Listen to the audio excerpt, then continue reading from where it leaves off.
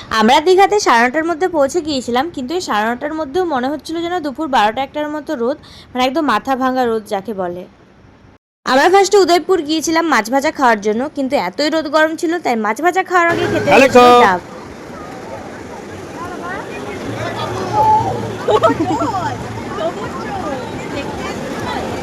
জলটা নিচে রাখে।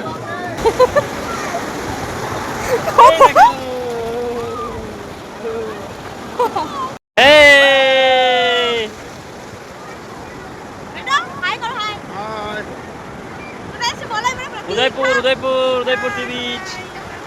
রেলবাবুর হাতে যে কাঁকড়াটা দেখছো, এই কাঁকড়াটা এখন প্লেটে, কারণ এটা হাত থেকে এখন যাবে রেলবাবুর পেটে।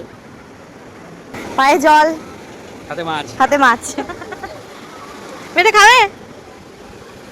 খাবে? খাবে না? না।